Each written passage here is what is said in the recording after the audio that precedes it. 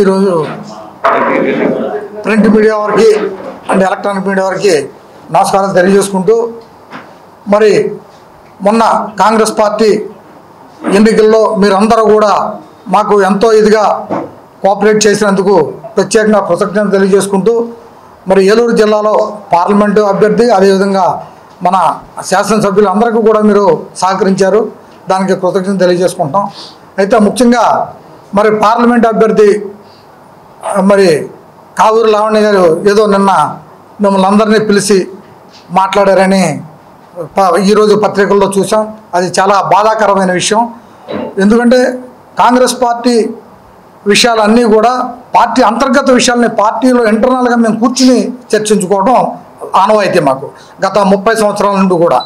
అదేవిధంగా మరి ఎన్నికల ముందు కూడా మాకు మేడం వైఎస్ షర్మిలారెడ్డి గారు కూడా చెప్పి, మీరు ప్రతి విషయాన్ని జిల్లా అధ్యక్షులుగా మీరు అందరినీ కోఆర్డినేట్ చేసి జాగ్రత్తగా ఏదన్నా ఉన్నా అన్న నువ్వు సెటిల్ చేసి ఎక్కడికక్కడ మనం పార్టీకి పనిచేసే విధంగా కృషి చేయాలని మేడం గారు ఆదేశించడం. దానిలో భాగంగా చిన్న చిన్న విషయాల్లో మరి మా ఏఐసిసి జనరల్ సెక్రటరీ గారు అయినటువంటి మన మాణిక్యం ఠాగూర్ గారు పంపించిన మనోజ్ చౌహాన్ గారు ఇన్ఛార్జ్ ఇక్కడ ఆ రోజున రావటం, అభ్యర్థులు 7గురిని కూడా పిలిపించి అందరితోటి మాట్లాడి, ఆ రోజున ప్రెసిడెంట్ గారు మీరు ఇక్కడ ఉండండి, మీరు ఏం చేస్తారంటే వీళ్ళందరితోటి మరి పార్లమెంటు పోటీ చేస్తున్నటువంటి లావణ్య గారు సరిగ్గా కోఆర్డినేట్ చేయట్లేదు అంటున్నారు, కాబట్టి మీరు ఖచ్చితంగా వీళ్ళందరినీ కోఆర్డినేట్ చేసే విధంగా మీరు అన్ని విషయాలు పక్కన పెట్టి మీరు కోఆర్డినేట్ చేయించి మనం ఎన్నికల వరకు కూడా అందరూ కూడా కష్టపడి పనిచేయాలని ఆయన ఆదేశించడం. ఆ ఆదేశాలతో మేము కూడా మరి ఆ నెక్స్ట్ డే కూడా నేను కావూరి లావణ్య గారు ఆఫీస్కి వెళ్ళి, అమ్మ మీరు రేపు మరి నిన్న ఏదైతే మన ఇన్ఛార్జ్ మనోజ్ చౌహాన్ గారు చెప్పారో దానిలో భాగంగానే 2 రోజులు ఒక్కొక్క నియోజకవర్గానికి వెళ్తానని నాతో అసెంబ్లీకి చెప్పారు. చెప్తే నేను దానికి చెప్పాను, 2 రోజులు మీరు వెళ్ళేటప్పుడు ఆ 2 రోజులు ప్రోగ్రాం కూడా ముందే వాళ్ళకి చెప్పి వాళ్ళతోటి చర్చించుకుని ఎక్కడైతే కొంచెం ఇదిగా ఉంటుందో పార్లమెంట్ అభ్యర్థిని వీక్గా ఉన్న కూడా తీసుకెళ్తాం, అవన్నీ రూట్ అనేది స్థానిక శాసనసభ్యులే చూసుకుంటారు, కాబట్టి మీరు ఆ విధంగా చేసుకుంటారు అని నేను చెప్పడం. నేను అన్నీ చూస్తున్నా అంటే, కానీ మీరు నేను ఒక విషయం మాత్రం చెప్పా, మీరు మాత్రం అభ్యర్థితో మాట్లాడండి. ఆ అభ్యర్థులు అందరూ కూడా చెప్పేది ఏంటంటే, ఇంక్లూడ్ మీ ఫోన్ మీరు లిఫ్ట్ చేయకుండా ఎవరో ఒకరితోటి పిఏతో తీస్తున్నారు, సరిగ్గా రెస్పాండ్ అవ్వట్లేదు అన్నారు, ఆ విషయాన్ని కొంచెం రెక్టిఫై చేసుకోమని సూచనగా చేశాం. అయితే ఆ 2 రోజులు కూడా ఏదో ఆవిడ ప్రోగ్రాం అయితే ఇవ్వడం జరిగింది. అంతే తప్ప పార్టీకి అనేక విషయాలను మేము అందరం కూడా కూర్చుని అందరం కోఆర్డినేట్ చేసుకోవడం చర్చించుకున్న విషయాల్ని రకరకాలుగా ఇలా పేపర్లో చూస్తే నేనే ఆశ్చర్యపోయా. మరి కాంగ్రెస్ పార్టీ ఇవాళ ఉన్న పరిస్థితుల్లో మనం ఏ నియోజకవర్గాన్ని ఎంత ఖర్చు పెట్టగలమనే విషయం వాస్తవంగా రాజకీయాల్లో తిరిగినటువంటి 30 సంవత్సరాలు ఉన్నటువంటి మా అందరికీ తెలుసు, మీ అందరికీ కూడా తెలుసు ఇప్పుడున్న పరిస్థితుల్లో. అలాంటి పరిస్థితుల్లో ఏదో డబ్బు ఇవ్వమని చెప్పారని 3 కోట్లు ఇవ్వమని రకరకాల విషయాలు చెప్తున్నారు. అవన్నీ వాస్తవాలు కాదు. మేము చాలా క్లియర్ కట్గా మనం అందరం కలిసి పనిచేయవలసిన అవసరం ఉంది. మీరు విషయాన్ని ప్రతి అసెంబ్లీ అభ్యర్థితోటి ముందు మాట్లాడుకోమని చెప్పడం అయితే జరిగింది. అదేవిధంగా మేడం వైఎస్ షర్మిలారెడ్డి గారు మరి చింతలపూడి నియోజకవర్గం, అదేవిధంగా అదే రోజు దెందులూరు నియోజకవర్గం కూడా రావడం జరిగినప్పుడు ఆన్ ది వే మేడం గారు జానంపేట దగ్గరలో అనుకుంటా ఆపమని చెప్పి టీ బ్రేక్ తీసుకుని తర్వాత అందరినీ దింపి తర్వాత అన్న నన్ను రమ్మని లోనికి పిలిచారు.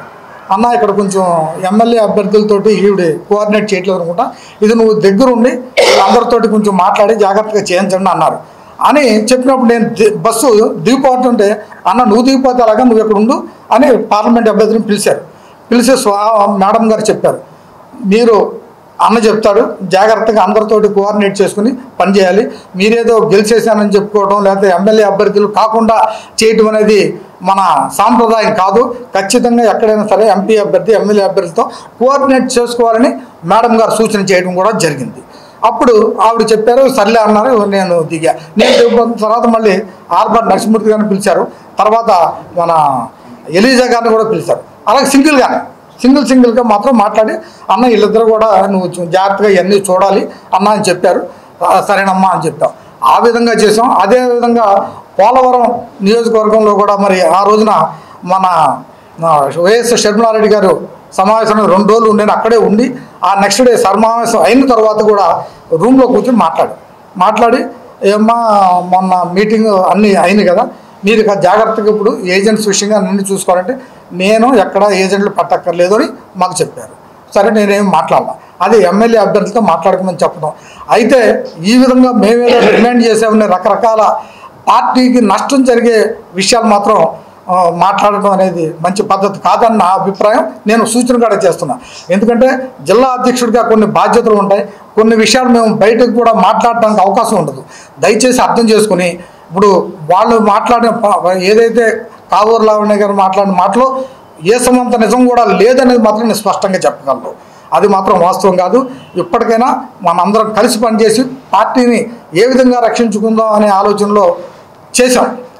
దానికోసం రేపు ఎన్నికల ముందే మన అందరికీ కృతజ్ఞతలు చెప్పాలి, మాకు సహకరించిన ప్రతి ఒక్కరికి థ్యాంక్స్ చెప్దామని చెప్పాలి తప్ప మనం ఎలాంటి ఏదో ఒకరి మీద ఒకరు నిందలేసుకుందామని చెప్పే లావణ్య గారి మనస్తత్వాన్ని ఇప్పటికైనా విడనాడి ఇక నుంచైనా పార్టీ కోసం మనం పనిచేద్దాం. అంతేగాని దీన్ని మేము తీవ్రంగా ఖండించడమే కాకుండా మేడం షర్మిలారెడ్డి గారి దృష్టిలో ఈ విషయాలను మొత్తం జరిగిన విషయాలు తీసుకెళ్ళి చెప్తాం. ఆ విషయాలు చెప్పిన తర్వాత మేడం గారి నిర్ణయానికి నేను వదిలివేయడం జరుగుతుంది. వైసీపీ శాసనసభ్యులు నాకు ఎంత ఇదిగా ఉంటాడనే విషయం ఏలూరులో గత 30 సంవత్సరాల నుండి ఎవరైతే డాక్టర్ వైఎస్ రాజశేఖర రెడ్డి గారు అనుగు శిష్యులుగా నేను ఉండి ఏ పదవి పొందనటువంటి వ్యక్తిని ఎవరైనా ఉన్నారంటే నేను. తనకన్నా ముందు నేను వ్యక్తి రాజశేఖర రెడ్డి గారి శిష్యుడిని అది పెట్టుకుని నన్ను ఏ రకంగా కూడా రాజకీయంగా ఎదగకుండా అణగదొక్కాడనే విషయం ఏలూరులోనే ప్రజలందరికీ తెలుసు. ఏలూరులో నన్ను ఎవరో కూడా నాని మాట్లాడతారు, నానితో నేను సయోధ్య కుదిరిందని అనుకునే అంత అవివేకులు ఎవరు ఉంటారో ఆవిడ తెలియక అలా మాట్లాడి ఉంటుంది. మండలాధ్యక్షులు అందరూ కూడా ఎంతో ఇంట్రెస్ట్ చెప్పాలంటే ప్రతి ఒక్కరు కూడా ముందుకు వచ్చి పని చేయడానికి సిద్ధపడ్డారు. వాళ్ళందరికీ కూడా పని చేయించుకోండి అని చెప్పడం నేను చెప్తే ఆవిడ అదంతా అసెంబ్లీ అభ్యర్థులు చూసుకుంటారని చెప్పి ఏమాత్రం పట్టించుకోకుండా పక్కన పెట్టిన విషయం మాత్రం వాస్తవం. కావాలంటే అసెంబ్లీ అభ్యర్థులు కొంతమంది చేయొద్దని కూడా నేను చెప్పానట్టుగా మాట్లాడారు కదా. ఇప్పుడు వస్తాడు మర్యాద కృష్ణ గారిని కూడా నోబుల్ గారిని వీళ్ళందరినీ అడగండి. వాళ్ళు కొంచెం ఇదిలో ఉంటే ఏమంటే అన్ని సమస్యలు నిదానంగా సర్దుమణితే ముందు మీరు పెట్టారు, ముందు ఆవిడ వచ్చినప్పుడు ముందు కోఆపరేట్ చేసి ఏదో రకంగా రన్ చేయండి, వ్యవహారాన్ని నడపండి. పార్టీ కోసం మనందరం పనిచేయాలంటే ఈ నిజంగా మర్యాద కృష్ణ గారిని అయితే వాళ్ళ 2 మండలాల్లో అయితే పార్లమెంట్ అభ్యర్థి వస్తే వెళ్ళొద్దని చెప్పిన వాళ్ళు కూడా నేను చెప్పాక మళ్ళీ ఆయన వెంటనే చాట్రాయి అనుకుంటా ఆ మండలానికి వెళ్ళి వాళ్ళతో నేను కలిసి ప్రయాణం చేస్తారని చేసి తర్వాత వీళ్ళందరినీ కూడా నేను ఒప్పించి అందరితోటి నేను స్వయంగా అటెండ్ అయ్యి అంటే ఈవిడ వచ్చిన ముందు రోజే నేను వెళ్ళి అందరికీ కూడా చెప్పి మనం ఈ అభిప్రాయాలన్నీ పక్కన పెట్టండి. ముందు మనకే కేంద్రంలో రాహుల్ గాంధీ ప్రధాని కావడమే ధ్యేయం. మన షర్మిల గారికి వైఎస్ షర్మిలారెడ్డి గారికి ఇక్కడ ఓట్ల శాతం పెరిగితేనే ఆవిడకు గౌరవం మనం చూపించడం అవుతాం. కాబట్టి మీరు అన్ని విషయాలు పక్కన పనిచేయండి అని చెప్పాం. అదే విషయాన్ని నేను కైకలూరు విషయంలో కూడా నోబుల్ గారికి కూడా చెప్పాను. కావాలంటే వాళ్ళు కూడా వస్తారు, వాళ్ళతో కూడా మీరు మాట్లాడండి. ప్రచారానికి వెళ్ళాను అని ఏ ఒక్కరన్నా ఏలూరులో చెప్తే నేను ఏలూరులో ఎక్కువగా తిరిగిన మాట వాస్తవం. ఎందుకంటే ఏలూరు నియోజకవర్గం నేను గతంలో పోటీ చేశాను కాబట్టి ఏలూరులో నాకు సిపిఐకి అభ్యర్థికి ఇచ్చారు కాబట్టి నేను అసంతృప్తి చెందాను అనుకుంటారేమో అని వాళ్ళకన్నా ముందు నా సిపిఐ ఆఫీసు ఫోన్ చేసి వెళ్ళిన సందర్భాలు అనేకం ఉన్నాయి. కోకోలలో కావాలంటే వాళ్ళని సిపిఐ ఆఫీస్ నుంచి రెగ్యులర్గా ఫాలో అయ్యే వాళ్ళని కూడా మీరు అడిగితే నేను ఏ రోజన్నా మానేనా. నేను ఇంకా చెప్పాలంటే నిజంగా నోబుల్ గారి దగ్గర మొన్న ఎన్నికల ప్రచారానికి వెళ్ళి ఉంగుటూరు చూసుకుని నోబుల్ గారి దగ్గర ఉన్నా. సాయంకాలం సుమారు 5:30కి ఫోన్ చేశారు. అంటే యాక్చువల్గా నారాయణ గారు వస్తున్నారు, నాకు ఆ రోజు ఉదయమే చేశారంట. నా ఫోను కలవాల, నేను ఉంగుటూరు నియోజకవర్గంలో తిరుగుతున్నా. ఈవినింగ్ వచ్చేప్పుడు కలిసింది. ఇక్కడ నాకు ఇదేంటి నారాయణ గారు వస్తుంటే మీరు ఎక్కడ ఉన్నారంటే అని సిపిఐ మన కృష్ణ చైతన్య గారు ఫోన్ చేశారు. ఏమంటే నాకు ఫోన్ రాలేదు. లేదండి మీ ఫోన్ పొద్దున కలవలేదు, వెంకటేశ్వర చేశాడండి, నాకైతే కలవనమాట వాస్తవం. అయితే నేను మామూలుగా ఇవాళ ప్రచారం రమ్మని నేను ఊళ్ళో లేను కదా అనుకున్నా. లేదండి బాబు సిపిఐ మరి ఇలాగ నారాయణ గారు వస్తే జిల్లా అధ్యక్షులకు మీరు లేకపోతే అలాగన్నారు. అయితే నేను ఎప్పుడైతే కైకలూరు నుంచి ఇక్కడికి వచ్చేసానో ఆయన కృష్ణ చైతన్య గారు ఆశ్చర్యాన్ని కూడా వ్యక్తం చేయడం జరిగింది. ఇదేంటి మీరు ఇందాక అక్కడ ఉన్నారు ఎలా వచ్చేసారు అన్నారు.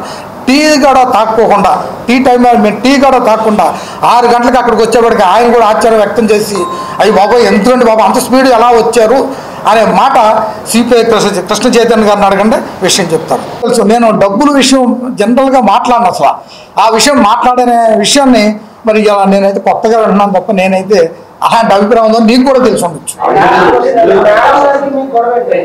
నా గొడవ రండి ప్రచారం వెళ్ళిన వాహనం మీద దెందులూరు అసెంబ్లీ అభ్యర్థి ఫోటో లేదని చెప్పి ఆపారని చెప్పి నాకు లావణ్య గారే ఫోన్ చేశారు.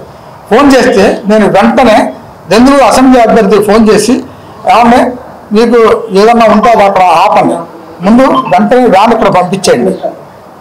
నమస్కారం అండి. కాంగ్రెస్ పార్టీ జిల్లా ప్రెసిడెంట్ గారికి అలాగే రాష్ట్ర పిసిసి ప్రెసిడెంట్ షర్మిలారెడ్డి గారికి ముందుగా కాంగ్రెస్ పార్టీ అభ్యర్థిగా నా నమస్కారాలు. కాంగ్రెస్ పార్టీ అభ్యర్థిగా ఈ టర్మ్లో నేను అభ్యర్థిగా అయ్యాను, కానీ కాంగ్రెస్ పార్టీ నేను పుట్టి తెలిసిన కాడి నుంచి నాకు ఓటు హక్కు వచ్చిన కాడి నుంచి కూడా కాంగ్రెస్ పార్టీలో పనిచేసుకుంటూ వచ్చినవాడిని. ఈరోజు ఒక ఎన్ఆర్ఐ క్యాండిడేట్ ఎంపీగా వచ్చి రాజకీయ అనుభవం లేకోకుండా మా జిల్లా ప్రెసిడెంట్ గారి మీద కాంగ్రెస్ పార్టీ మీద మా కేడరు 7 ఎమ్మెల్యే అభ్యర్థులుగా 7 ఎమ్మెల్యేల్లోనూ ఒక పార్టీ సిపిఐ తీసేస్తే 6 మేము ఎమ్మెల్యే అభ్యర్థులుగా మేము కాంగ్రెస్ పార్టీలో పనిచేస్తూ ఉంటే మా మీద అవాకులు చెవాకులు మాట్లాడటం, మీడియా వాళ్ళని పిలిచి అక్కర్లేని ఎలక్షన్ అయిన తర్వాత అక్కర్లేని ప్రచారం చేయటం అనేటటువంటి చాలా దుర్మార్గమైనటువంటి విషయం. ఇది ఏమాత్రం తెలియని అనుభవం లేని పార్టీలో పనిచేయటం కానీ పార్టీ వ్యవహారాలు కానీ తెలియనటువంటి మనుషులు మాట్లాడుతూ ఉంటారు. ఎంపీ అభ్యర్థిగా వచ్చినప్పుడు ఎమ్మెల్యే అభ్యర్థులు ఎంపీ అభ్యర్థులు కోఆర్డినేట్ చేసుకుని పార్టీని కుదిరినంతగా డెవలప్ చేసుకుని మనం ఓట్లు వేపించుకునేటటువంటి ప్రయాణం చేయాల్సినటువంటి అవసరం ఉంది. అన్ని పార్టీలు కూడా అలాగే చేస్తాయి, ఒకరినొకరు కోఆర్డినేట్ చేసుకుని. మేము ఫస్ట్ గంట మా అందరికీ టికెట్లు కన్ఫామ్ అయ్యి ఎంపీ గారికి కూడా టికెట్ కన్ఫామ్ అయినప్పుడు మేమందరం కూడా కూర్చుని అందరం ఖర్చులు అయ్యేటటువంటి ఈ రోజుల ఖర్చుల గురించి పెద్ద విశేషం ఏముంది, గవర్నమెంటే మనకే 48 లక్షలు ఖర్చు చేసుకోవచ్చు అని చెప్పానని మనకు పర్మిషన్ ఇచ్చింది. ఆ లోబడి పాంప్లెట్లు వేసుకుంటమే కానీ ఆటోలు పెట్టుకుంటమే కానీ మనకు ఖర్చులు ఉంటాయి కదా, ఖర్చులు షేర్ చేసుకుందామని చెప్పానని మాట్లాడుకున్నాం. అందరూ క్యాజువల్గా మాట్లాడుకున్న మాటలు ఇవి, అంతేగాని ఇందులో డిమాండ్ కానీ ఇంకోటి కానీ ఒకళ్ళనొకళ్ళు మేము ద్వేషించుకునే పరిస్థితి కాదు, కోఆర్డినేషన్గా మాట్లాడుకున్నాం. మా పిసిసి ప్రెసిడెంట్ షర్మిలారెడ్డి గారు కూడా మా అందరికీ కూడా అదే మాట చెప్పారు, మీ అందరూ కోఆర్డినేషన్గా ఉండండి, పని చేసుకోండి, చక్కగా మనం గెలవండి, ఎమ్మెల్యేలు గెలవండి, ఎంపీ కూడా గెలవాలి, మనం టికెట్లు ఇచ్చుకున్నాం అని చెప్పని అన్నారు. మేము దాని మీదే ఉన్నాం. షర్మిలారెడ్డి గారు చెప్పక ముందే మన లావణ్య గారు వ్యాను దెందులూరు నియోజకవర్గంలో తిరుగుతూ ఉంది ఆటో, దాని మీద ఎమ్మెల్యే అభ్యర్థి ఫోటో కానీ పేరు కానీ ఎమ్మెల్యే అభ్యర్థికి కూడా ఓటు కావాలి, ఓటు వేయాలని చెప్పనేటటువంటి మ్యాటర్ లేదు. లేకపోతే అది కూడా నేనుగా స్టాఫ్ ఉన్నారు, వాళ్ళు అబ్జెక్షన్ చేశారు. అబ్జెక్షన్ చేయగానే మన డిసిసి ప్రెసిడెంట్ గారికి ఫోన్ చేశాం. ఫోన్ చేస్తే డిసిసి గారు ఏమన్నారంటే రేపటి కల్లా ఆ ఫ్లెక్సీలు మార్చేసేసి దాని మీద కూడా ఎమ్మెల్యే ఫోటోను ఎమ్మెల్యే కూడా ఓటేయమని చెప్పిన మ్యాటర్ కూడా దాని మీద పెట్టేస్తారు, మీరు వాహనం పంపించేసేయండి అని చెప్పగానే పంపించేసాం. ఇంతకు మించి రెండో ఘర్షణ జరగలేదు. కానీ ఆవిడికి టికెట్ కన్ఫామ్ కాల, నాకు టికెట్ కన్ఫామ్ కాల. ఆవిడ మా అబ్బాయిని ఆమె ఇంటికి స్వయంగా పిలిపించుకుని మీరు ₹1 కోటి డబ్బులు కనుక నాకు ఇస్తే కాంగ్రెస్ పార్టీ అధిష్టానంతో నేను మాట్లాడి మీకు టికెట్ ఇప్పిస్తాము, మీ దగ్గర కనుక డబ్బులు ఉంటే నాకు డబ్బులు ఇస్తే నేను అధిష్టానానికి డబ్బులు ఇచ్చి మీకు టికెట్ కన్ఫామ్ చేపిస్తాము అని చెప్పానని మాట్లాడారు. మాట్లాడితే ఎమ్మటే మా అబ్బాయిగా వచ్చి నాతో చెప్తే అలాంటి పనులు ఏం చేయవసరం లేదు, మన సిన్సియారిటీ మన అవసరం పార్టీకి ఎంతవరకు ఉంటే పార్టీ మన ఎంతవరకు ఉపయోగించుకుంటుందో అంతవరకు మనం కష్టపడి చేయాలి తప్పితే ఇట్లా డబ్బులు ఇచ్చి కొనుక్కునే పరిస్థితి ఉండకూడదని చెప్పానని ఆ రోజే ఆ విషయాన్ని మేము ఎవరితో చెప్పలేదు. ఊరికే మాటల సందర్భంలో ఏదైనా వేరే వాళ్ళ మా పెద్దవాళ్ళకి అంటే మా డిసిసి ప్రెసిడెంట్కి చెప్పాను తప్పితే దాని కంప్లైంట్గా మేము ఎవరికీ చెప్పలా. కానీ ఈ రోజున ఇంత దుర్మార్గంగా మాట్లాడతాం ఒక సిట్టింగ్ ఎమ్మెల్యేని. దయచేసి జనాలు మీకు పార్టీ వారికి అందరికీ నమస్కరించి చెప్తా ఉన్నాను. మేము కావాలని మాకు సిట్టింగ్ ఎమ్మెల్యే కావాలని చెప్పానని చింతలపూడి ఎలీజా గారిని మేము ఎంతో రిక్వెస్ట్ చేసి ఆయన్ని మా పార్టీలో తీసుకొచ్చాం. పార్టీకి బలం వస్తుంది, పార్టీకి గౌరవం పెరుగుద్ది. 6గురిలో ఒక్కళ్ళైన సిట్టింగ్ ఎమ్మెల్యే ఉంటారు. ఆ సిట్టింగ్ ఎమ్మెల్యే వల్ల చింతలపూడి నియోజకవర్గంలో కాంగ్రెస్ పార్టీ బలపడితే దాంతో పాటుగా పక్కన ఉన్నటువంటి మా దెందులూరు కూడా బలపడుతుంది. ఆయన సీనియరు, మంచివాడు, మంచి పేరున్నవాడు, గ్యారంటీగా అక్కడ గెలుస్తాడు చింతలపూడి నియోజకవర్గంలో అనేటటువంటి అనేకమైనటువంటి భావాలతో మేము అందరం కలిసి బతిమాలు తీసుకొచ్చి మేము మా పార్టీలో తెచ్చుకోవడం జరిగింది. కానీ అలాంటి ఆయన్ని కూడా అది ఇది మాట్లాడటం ఆమె ఏమాత్రం గౌరవం. ఎన్ఆర్ఐ అని చెప్పాలంటున్నారు. ఎన్ఆర్ఐ అంటే ఏంటి? ఆ ఎన్ఆర్ఐ అంటే అసలు మీనింగ్ ఏంటి? ఎన్ఆర్ఐని ఆ పార్టీ వాళ్ళు ఎందుకు తెచ్చుకుంటారు? ఏదో నలుగురు సత్కారంగా ఉంటారు, అవసరం అయితే నలుగురికి అయ్యే ఖర్చులన్నీ పెట్టుకుంటారు అనేటటువంటి ఉద్దేశంతో ఎన్ఆర్ఐలు తెచ్చుకుంటారు. కానీ ఈమె ఎవరికి సింగిల్ రూపాయి దెందులూరు నియోజకవర్గంలో కాంగ్రెస్ పార్టీ తరఫున నేను పోటీ చేశా. ఎలక్షన్ కూడా అయిపోయింది. ఒక్క సింగిల్ రూపాయి మాకేమన్నా ఇచ్చారా? ఎంపీ అభ్యర్థికి బాధ్యత లేదా? ఎంపీ అభ్యర్థికి ఖర్చులు అవసరం లేదా? ఖర్చులు ఉండవా? ఖర్చులు ఉంటాయి కదా. ఇంకొకటి, దెందులూరు నియోజకవర్గంలో ఎమ్మెల్యే క్యాండిడేట్కి ఎన్ని ఓట్లు పడ్డాయో అన్ని ఓట్లు ఎంపీ ఓట్లు పడే ఉంటాయి ఖచ్చితంగా. అందులో మేము ఏదన్నా తప్పు చేస్తే మేము తప్పు చేసినట్టు. మాకు ఎన్ని ఓట్లు వచ్చినాయో ఎంపీ గారికి కూడా అన్నే ఓట్లు వస్తాయి. ఎందుకంటే పార్టీకి కట్టుబడి చేస్తాం. మేము ఓటు అడిగేది కూడా 2 ఓట్లు అడిగాం. మాకు ఓటేయండి, ఎంపీ క్యాండిడేట్కి ఓటేయండి అని చెప్పాం. అలాగే మాకు పడ్డ ఓట్లన్నీ కూడా అలాగే జరిగినాయి. ఇందులో ఏ ఒక్కటే కూడా నిజం లేదు. ఎంపీ క్యాండిడేట్ గా అనుభవం లేక, రాజకీయ అనుభవం లేకుండా మాట్లాడింది తప్పితే ఇలాంటి మాటలు బయటికి మాట్లాడకూడదు. ప్రెస్ ముందు మీరు ఏదన్నా తేడా ఉంటే క్యాండిడేట్ల వల్ల ఎమ్మెల్యే క్యాండిడేట్ల వల్ల తేడా ఉంటే డిసిసి ప్రెసిడెంట్ గారితో చెప్పాలి. డిసిసి ప్రెసిడెంట్ గారు కాకపోతే కాంగ్రెస్ పార్టీ ఆఫీస్ ఉంది ఆంధ్రప్రదేశ్ లో, అట్లాగే పిసిసి ప్రెసిడెంట్ గారు ఉన్నారు, ఇంకా కాంగ్రెస్ పార్టీ క్రమశిక్షణ కమిటీలు ఉన్నాయి, క్రమశిక్షణ ఆఫీసర్లు ఉన్నారు. వీళ్ళందరితో ఎవరితో మాట్లాడుకోకుండా మీరు ప్రశ్నలు పిలిచేసి గబగబా మైకి ముందు మేము మాట్లాడేసామని చెప్పానని ఎట్టబడితే అట్ట మాట్లాడితే పార్టీ గౌరవం ఏమవ్వాలి? ఈ పార్టీ కోసం పనిచేసినటువంటి కార్యకర్తలు మేమే కాకోకుండా ఎన్నో వేల మంది, లక్షల మంది ఇక్కడ కాంగ్రెస్ పార్టీలో పనిచేశారు. పార్టీ మెరుగు కోసం, పార్టీ గెలవటం కోసం అలా చేయటం, ఇలా మాట్లాడటం ఏమాత్రం సవ్యంగా లేదు. ఇదంతా కూడా నేరం అని చెప్పానని, పార్టీలో ఉన్న వాళ్ళు ఇలాంటి మాటలు మాట్లాడకూడదని చెప్పానని నమస్కరించి, ఆ ఎంపీ క్యాండిడేట్ గారికి మీకు కూడా నమస్కారం అమ్మా. పార్టీని గౌరవంగా ఉంచండి, పార్టీలో పనిచేయండి, గౌరవంగా ఉండండి. మీరేదో ఎన్ఆర్ఐ అంటున్నారు, ఇక్కడ నుంచి వెళ్ళిపోదామని చెప్పానని ఈ క్యాండిడేట్ల అందరి మీద తలకొక్కతికి బురద జల్లి వెళ్ళిపోదామని అనుకుంటున్నారేమో. అది కరెక్ట్ కాదు. మీరు ఉండాలనుకుంటే పార్టీలో ఉండండి, లేదనుకుంటే వెళ్ళిపోవాలనుకుంటే అది మీ ఇష్టం. మేమేం చెప్పం వెళ్ళిపోమని ఉండమని. కానీ మా మీద మేమందరం కూడా, మేము 6గురం కూడా నిక్కచ్చిగా నిజాయితీ పరులం, నిజాయితీగా పనిచేశాం. నిజాయితీగా రేపు కూడా పార్టీని ఇంకా 5 సంవత్సరాలు మళ్ళా ఎలక్షన్ వచ్చేదాకా కూడా పార్టీ డెవలప్మెంట్ కోసం, రాహుల్ గాంధీ గారి గౌరవం, శర్మారెడ్డి గారి గౌరవం కోసం నిరంతరం పనిచేస్తామని చెప్పని తెలియపరచుకుంటా ఉన్నాం. ఆమె ఫోటో ఉందో లేదో చూడండి, ఆమెకే చూపించండి మీ ద్వారాగా. మీడియా మిత్రులందరికీ కూడా నా హృదయపూర్వక నమస్కారాలు తెలియజేస్తా ఉన్నాను.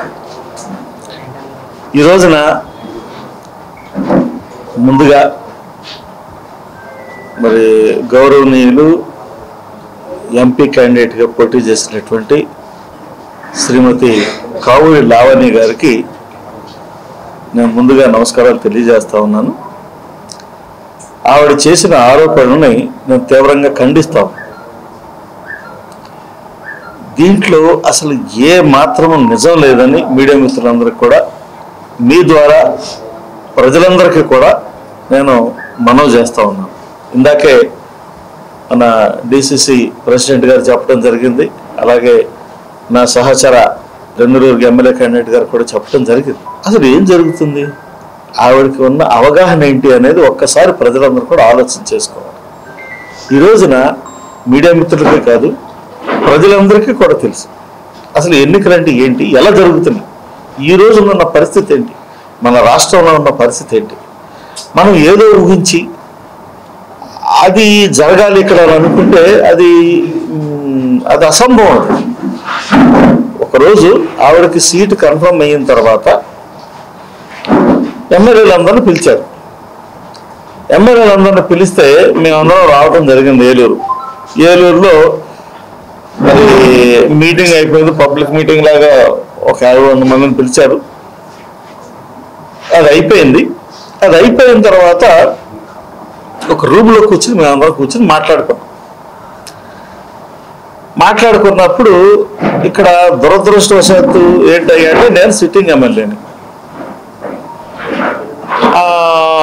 మిగిలిన ఎవరైతే అభ్యర్థులు ఉన్నారో అందరూ కూడా మొదటిసారి ఎన్నికల్లో పోటీ చేస్తున్నవారు. కాబట్టి వారందరూ కూడా ఏమన్నారంటే, అలా మీరు చెప్పండి ఏం జరుగుతుంది, ఎన్నికలు ఎలా జరుగుతున్నాయి, ఎందుకంటే పోయినసారి ఎన్నికల్లో పోటీ చేసాం, ఈసారి కూడా ఎన్నికల్లో పోటీ చేస్తున్నాం, ఎన్నికల్లో పోటీ చేసినప్పుడు ఏమేమి ఉంటే ఎట్లా జరుగుతాయని. సో దాంట్లో నన్ను అడిగితే నేను చెప్పింది ఏంటంటే, ప్రతి పార్టీలోనూ ఏం జరుగుతుందంటే నియోజకవర్గంలో ప్రచారం జరుగుద్ది.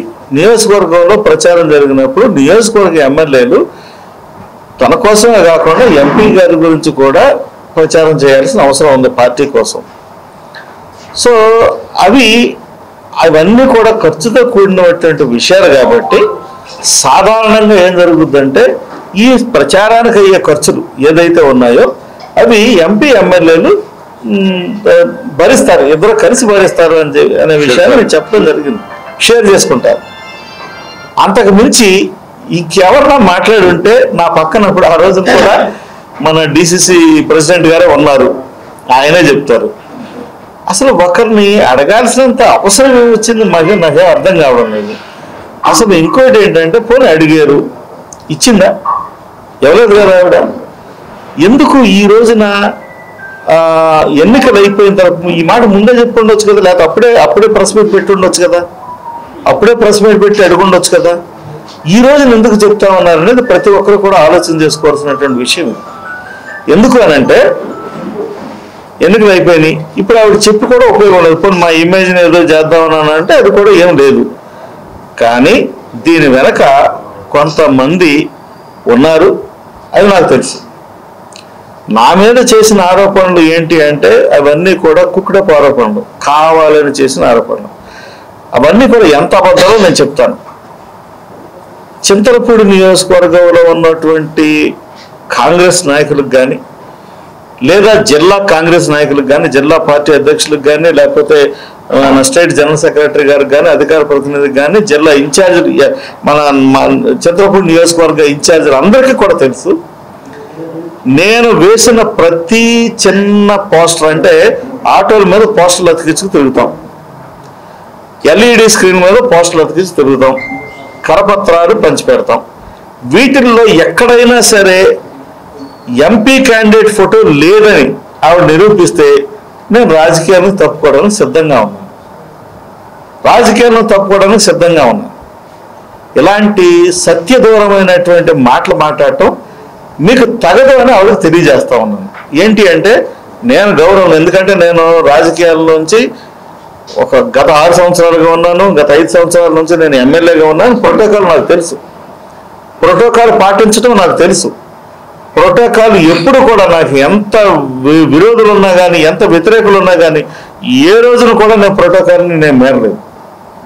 అది ప్రోటోకాల్ పాటించడం అనేది ప్రతి ఒక్కరూ చేయాల్సినటువంటి విషయం. మీరు నిరూపించండి దయచేసి. నియోజకవర్గంలో ఎక్కడైనా సరే, ఎందుకు షర్మిలా మేడం వచ్చారు, షర్మిలా మేడం వచ్చినప్పుడు షర్మిలా మేడం గారు ప్రోగ్రాంకి అక్కడ నేను తిప్పిన ఆటోలన్నీ కూడా అక్కడ తీసుకొచ్చి పెట్టాము. ఎక్కడైనా సరే ఆవిడ ఫోటో లేకుండా ఒక చిన్న పోస్ట్ అయినా ఉందా అనేది ఒక్కసారి ఆలోచన చేసుకోవాలి, ఒక్కసారి చూడాలి. చూసి అప్పుడు మళ్ళీ మీరు స్పందించండి. దయచేసి ఇది మీరు క్రాస్ వెరిఫై చేసుకోండి. ఇది మీరు చాలా దారుణమైనటువంటి ఆరోపణ చేశారు, మీ ఫోటో వేయలేదని. అది చాలా తప్పండి. నేను మీ ఫోటో ప్రతి ఒక్క దాంట్లో వేసాను. ఆఖరి కరపత్రాలు కూడా మీ ఫోటోలు ఉన్నాయి. కావాలంటే ఇంకా కరపత్రాలు మిగిలిపోయినాయి, నా ఆఫీస్లో ఉన్నాయి. దయచేసి మీరు వచ్చి ఇన్స్పెక్ట్ చేసుకోవచ్చు అని చెప్పేసి మీ అందరికి కూడా తెలియజేస్తా ఉన్నాను. ఇంకో విషయం ఏంటంటే దాంట్లో భాగంగా చింతలపూడి వచ్చారు, దెందులూరు వచ్చారు, అలాగే పోలవరం వచ్చారు, లేకపోతే ఇంకా అన్ని చోట్లకి తిరిగారు. చింతలపూడి వచ్చినప్పుడు మీరు స్థానిక ఎమ్మెల్యేతో కలిసి తిరిగారా? మిమ్మల్ని ఒకటే ప్రశ్నిస్తా ఉన్నాను. ఒకవేళ నేను మీతో నేను తిరగను అని మేమేమన్నా చెప్పామా? పోనీ మేము మీతో తిరగము అని చెప్పినప్పుడు మీరేమన్నా జిల్లా అధ్యక్షుల వారికి కంప్లైంట్ ఇచ్చారా? దయచేసి క్లారిఫై చేయండి. మేమేం చెప్పాము మీరు కూడా మాతో ఫోన్ చేయరు, ఎందుకంటే మీరు ఫోన్ చేసేంత స్థాయిలో మేము లేము. అందుకని మీరు మాకు డైరెక్ట్గా ఫోన్ చేయరు. మీ పిఏతో ఫోన్ చేయిస్తారు, సంతోషం, అదైనా ఉంది. మీ పిఏతో ఫోన్ చేయించినప్పుడు మీ పిఏ గారికి నేనేం చెప్పాను ఒక్కసారి అది మీ ఫోన్లో, మీ పిఏ ఫోన్లో బహుశా వాయిస్ రికార్డింగ్ ఉండే ఉంటుంది, కాల్ రికార్డింగ్, మీరు అది బయట పెట్టండి.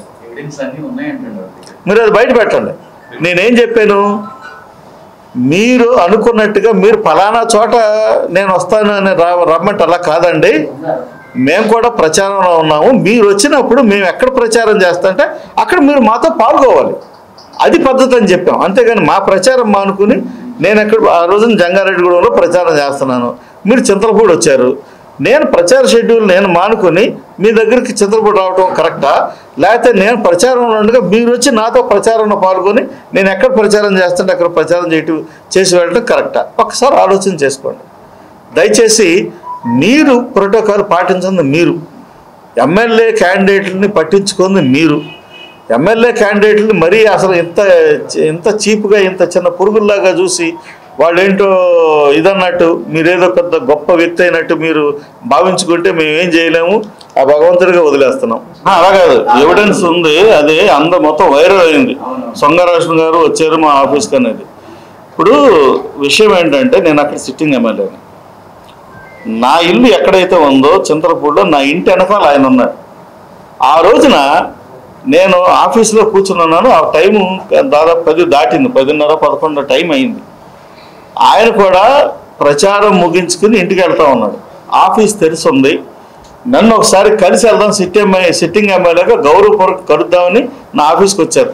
అన్న నమస్తే అన్న అన్నారు. నమస్తే అమ్మా అన్నాను. ఊరికి ఇటు వెళ్తా మీరు ఉన్నారని చూశాను అని ఆయన నాకు ఆల్ ద బెస్ట్ చెప్పడానికి వచ్చాడు. ఆయన నాకు ఆల్ ద బెస్ట్ చెప్పాడు. ఆయన చెప్తే కూర్చోండి అమ్మా కూర్చోండి, కాఫీ తాగి వెళ్తురుగా అన్న. కూర్చోబెట్టి కాఫీ ఆఫర్ చేసాం, కాఫీ తాగి ఆయన వెళ్ళాడు. ఆ టైంలో నాతో పాటు కాంగ్రెస్ నాయకులు దాదాపుగా 25 మంది నా దగ్గర కూర్చొని ఉన్నారు. 25 మంది, బహుశా ఆయన కూడా ఉండుంటారు. మీరు ఉన్నారన్న రోజు రాజ్ కుమార్ గారు లింగపాలెం లీడర్స్ అందరూ ఉన్నారు, మండల పార్టీ ప్రెసిడెంట్ గారు ఉన్నారు, అక్కడ కూర్చొని ఉన్నారు. ఆయనతో పాటు ఓ 10 మంది వచ్చారు. సో ఒకవేళ ఆవిడ చేసినటువంటి ఆరోపణ ఎంత దుర్మార్గమైనటువంటి ఆరోపణ అంటే, ఇది వైసీపీ వాళ్ళు నా మీద చేసినటువంటి ఆరోపణ ఆవిడ ఎత్తుకున్నారు అంటే దీని వెనకాల ఎవరున్నారు అనేది అర్థమవుతుంది కదా. వైసీపీ వాళ్ళు నా మీద ఆరోపణ చేశారు, ఏది టీడీపీతో కొమ్మక్కయ్యారని. మరి వైసీపీ వాళ్ళు చేసిన ఆరోపణ ఈవిడ ఎత్తుకుని మాట్లాడుతుందంటే ఈవిడ్ని ఆ విషయం మాట్లాడమని ఎవరు చెప్పారు, ఎవరు ప్రేరేపించారనేది మీ వెనకాల ఇప్పుడు మీకు పిక్చర్ అర్థమవుతూ ఉంటుంది. సో ఇదన్నీ కూడా ఏంటంటే అసలు ఏదైనా సరే సీక్రెట్గా మాట్లాడాలేనంటే ఇది కామన్ నాలెడ్జ్ ఏంటంటే, ఒకవేళ ఆయన నేను కొమ్మక్కవ్వాలంటే అందరి ముందు కొమ్మక్కవుతామా? ఆ టైంలో పార్టీ ఆఫీస్ కాదు, అది నా సొంత ఇల్లు. కింద నేను కూర్చుంటాను, పైన నా బెడ్రూమ్ అది ఉంది. నా సొంత ఇంట్లో నేను కూర్చున్నాను. నా దగ్గర ఒక దగ్గర 25 మంది కాంగ్రెస్ నాయకులు కూర్చొని ఉన్నారు. అక్కడ నేను అంతమంది ముందు కూర్చుని నేను కుమ్మక్కయ్య రాజకీయం చేస్తానని ఆవిడ అనుకుంటే, ఆవిడ యొక్క విషయ పరిజ్ఞానానికి, ఆవిడ యొక్క నాలెడ్జ్కి నేను చేతులెత్తి నమస్కరిస్తా ఉన్నాను. ఇంకో విషయం ఏంటంటే, ఇప్పుడు మేము ఎవరైనా సరే కుమ్మక రాజకీయాలు ఎలా జరుగుతాయి, చీకటి రాజకీయాలు ఎలా జరుగుతాయి? చీకటి రాజకీయాలు అంటే దాని అర్థం లిటరల్గా చీకట్లో చేస్తారని కాదు. దాని అర్థం ఏంటంటే ఎవరికి తెలియకుండా చేస్తారని చీకటి రాజకీయాలు అంటే ఎలాగా? అక్కడ చింతలపూడిలో మాట్లాడడం, ఒకవేళ మాట్లాడాలనుకుంటే ఏ విజయవాడ లేకపోతే అట్లీస్ట్ ఏ ఏలూరు లేకపోతే మాకు అక్కడ సత్తుపల్లి దగ్గర కాబట్టి ఏ సత్తుపల్లిలో వెళ్ళి మాట్లాడుకుని వస్తాం. అంతేకాని ఆఫీసులో కూర్చొని లాలూచి రాజకీయాలు చేస్తున్నామని అనుకుంటే, ఈ విషయాన్ని వైసీపీ వాళ్ళు ఏం చేశారంటే వాళ్ళకు పొలిటికల్ మైలేజ్ గురించి వాళ్ళు మాట్లాడారు, ఏదో సింపతి గెయిన్ చేసుకోవడం కోసం. అదే పాయింట్ని ఈవిడ ఎత్తుకుని మాట్లాడిందంటే ఈవిడ వెనకాల ఎవరున్నారు, ఎవరు ఆ మాట మాట్లాడిస్తున్నారు అనేది నాకైతే తెలుసు. ఈ విషయంలో మీకు కూడా అర్థమవుతా ఉంది. వైసీపీ వాళ్ళు చేసిన ఆరోపణని ఆవిడ ఎత్తుకున్నదంటే ఎందుకు ఎత్తుకున్నది అనేది మీకే వదిలేస్తున్నాను, ఆవిడ యొక్క విజ్ఞతకి వదిలేస్తున్నాను. ఎలిగేషన్స్ చేసింది కాబట్టి ఇది చాలా తీవ్రంగా పరిగణించాలి. ఖచ్చితంగా ఈ విషయాన్ని జిల్లా అధ్యక్షుల వారు మరి అధిష్టానానికి రాతపూర్వకంగా పంపించాలి అని నేను జిల్లా అధ్యక్షుల వారిని మనవి చేస్తా ఉన్నాను. మీడియా మిత్రులందరికీ నమస్కారం. నేను ఏపీసీసీ ఉపాధ్యక్షుడిని, అలాగే ఉంగుటూరు నియోజకవర్గానికి కంటెస్టింగ్ క్యాండిడేట్ అన్నమాట. సో ఈవిడ ఎంపీ గారు కావూరు రావుజీ గారు మాట్లాడిన మాటల్లో ఏది వాస్తవం లేదు, అన్నీ అవాస్తవాలే. ఇంకొక విషయం ఏంటంటే ఈవిడ వెళ్ళిపోవడానికి ప్రయత్నం చేస్తున్నట్టుంది, మా అందరి మీద బుర్ర చల్లి వెళ్ళిపోయి పని అయితే మహా తల్లి వెళ్ళిపోమ్మా, మాకు ఎటువంటి అభ్యంతరం లేదు. ఎందుకంటే ఆర్గనైజేషన్స్లో మేము 30 years నుంచి ఉన్నాం. రాజనాల రామ్మోహన్ రావు గారు మాకంటే కొంచెం సీనియరు. సో మేము ఎన్నో ఎలక్షన్స్ కండక్ట్ చేయడం జరిగింది. సో ఆ ఎలక్షన్స్లో కూడా మేము నేరుగా ఇన్ఛార్జీల కింద వెళ్ళటం, మాట్లాడడం, ఒకరినొకరిని కోఆర్డినేట్ చేసుకోవటం కూడా అలా చక్కగా జరిగేది, అంతా బాగానే ఉంది. ఈవిడి ఆలోచన విధానం ఫస్ట్ రాగానే మాకు అర్థమైంది ఏంటంటే ఈవిడేదో కొంచెం తేడా మనిషి అని చెప్పాను. అయినప్పటికీ ఎంతో జాగ్రత్తగా అందరం కలిపి మాట్లాడడమే, అందరం కలిపి కూర్చొని సాక్ష్యాలతో సహా పెట్టుకుని దగ్గర కూర్చొని మాట్లాడటం. ఎందుకంటే ఒక ఎన్ఆర్ఐ వచ్చింది, ఎన్ఆర్ఐ వస్తే కనుక ఈ పార్టీలో కొంచెం బాగుంటుంది అనే ఆలోచనతో ఆవిడని చక్కగా ఆహ్వానించాం. పార్టీ ఈ టైంలో ఆదరించే వాళ్ళు ఒకళ్ళు ఉంటే బాగుంటుంది కదా అని చెప్పి ఆదరించాం. కానీ ఆవిడ ఏ ఉద్దేశంతో వచ్చిందనేది మాకు ఇప్పటికీ తెలియని విషయం. మా అందరి మీద అభియోగాలు మోపి వెంటనే వెళ్ళిపోదామన్న ఆలోచనలో ఉంది. కాకపోతే అదంతా దురదృష్టకరం. మేము ఇటువంటి వాళ్ళని ఎప్పుడు కూడా ఈ 30 సంవత్సరాల నుంచి చూడలే, 30 years నుంచి మేము చూడలే ఇటువంటి వాళ్ళని. మహాతల్లి, మేము చక్కగా ఎలక్షన్ అయిపోయింది, మీరు ఏమన్నా ఉంటే సర్దుకుని మోటాముళ్ళు సర్దుకుని వెళ్ళిపోండి. లేని పక్షంలో మేము క్యారెక్టర్ ఉన్నవాళ్ళం, మాకు ఇన్ని సంవత్సరాల నుంచి ఎక్కడా కూడా ఇంత మచ్చలేదు కాబట్టే మేము ఈ రాష్ట్రానికి ఉపాధ్యక్షుడిగా ఉన్నాం. అటువంటి వాళ్ళ మీద కూడా బురజల్లి వెళ్ళిపోదాం అనుకుంటే ఇప్పుడు డీసీసీ ప్రెసిడెంట్ గారి మీద, మా ఎలీజా గారి మీద, మేము కూడా ఇప్పుడే ఎలీజా గారిని కూడా చూడటం చాలా తక్కువ టైంలో చూసాం. మేమందరం కలిపి కూర్చుని మాట్లాడాం, ఆవిడతో కూడా మాట్లాడినప్పుడు సాక్ష్యాలు కూడా ఈయనతో పాటుగానే. ఈయన సీనియర్ కాబట్టి, ఎక్స్పీరియన్స్ ఉంది కాబట్టి నేను సెకండ్ టైం పోటీ చేస్తున్నాను ఉంగుటూరు నియోజకవర్గం నుంచి. ఫస్ట్ టైం కాదు నాది, నేను వసంత్ గారు వెళ్ళిన తర్వాత సెకండ్ టైం నేను పోటీ చేయడం జరుగుతుంది. ఈయన కూడా చాలా క్లియర్గా విభజనగా చాలా విపులంగా చెప్పడం జరిగింది. ఎంపీ క్యాండిడేట్ ఎలా ఉండాలి, ఎమ్మెల్యే క్యాండిడేట్స్తో కోఆర్డినేషన్ ఎలా చేసుకోవాలనేది చాలా విపులంగా చెప్పారు. మేము ముందుగా చెప్పినా కానీ ఈయన కూడా పెద్ద ఆయన కదా, ఈయన కూడా మాట్లాడితే బాగుంటుందని చెప్పి డీసీసీ ప్రెసిడెంట్ గారితో సహా కూర్చుని 6 ఎమ్మెల్యేలు ప్లస్ 7 ఆయన కూడా వచ్చారు కాబట్టి అందరం కలిపి కూర్చుని ఇలా కోఆర్డినేట్ చేసుకుని ముందుకెళ్తే బాగుంటుంది. ఎందుకంటే ఆ నియోజకవర్గంలో ఉన్న ఖర్చులన్నీ కూడా ఒకళ్ళు కాదు, మీ పేరు కూడా చెప్తున్నారు కాబట్టి ఇద్దరు శీర్షకం వేసుకుని ముందుకెళ్తే బాగుంటుందని. ఇది బయటికి చెప్పే విషయాలు కూడా కాదు. చక్కగా మాట్లాడడం జరిగింది, అంతా ఓకే అన్నారు, అన్నీ బాగానే ఉన్నాయి. మళ్ళీ ఇప్పుడు ఎలక్షన్ అయిపోయిన తర్వాత ఇటువంటి అభియోగాలు చేయటం, ఏదో రకంగా వెళ్ళిపోదామని చెప్పని నన్ను వీళ్ళు సరిగ్గా చూడలేదు కాబట్టి నేను పారిపోదాం అనుకుంటున్నాను అనేది. కానీ ఈ ఆర్గనైజేషన్స్లో ఎలా ఉంటుందంటే ఎవరైనా తప్పుగా మీడియాకి కానీ ఇంకోటి కానీ మాట్లాడినట్లయితే వెంటనే క్రమశిక్షణా సంఘంకి సిఫార్సు డీసీసీ గారు చేయాల్సిన అవసరం ఉంది. క్రమశిక్షణా సంఘానికి అంటే ఆవిడ ఆర్గనైజేషన్లో లేదు కదా, ఆవిడ ఆర్గనైజేషన్లో ఉంటే కనుక ఏమన్నా ఎక్స్పీరియన్స్ ఉందంటే కనుక ఏమైనా చర్య తీసుకోవడానికి అయితే ఉంటుంది. ఇప్పుడు వెళ్ళిపోదాం అనే ఉద్దేశంలో ఉంది కాబట్టి నువ్వు సస్పెండ్ చేసినా ఏం చేసినా కానీ మేమైతే ఉండదు, ఆవిడకి పార్టీలో పదవి కూడా లేదు, ఏమని చెప్పి ఆమె మీద కంప్లైంట్ చేయడానికి ఉంటుంది.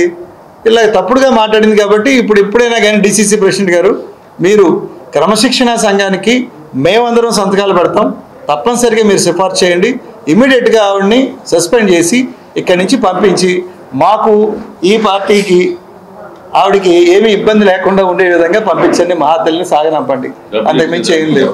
మాకైతే ఎటువంటి పరిస్థితుల్లోనే ₹1 కూడా ఆవిడ ఇవ్వలేదు.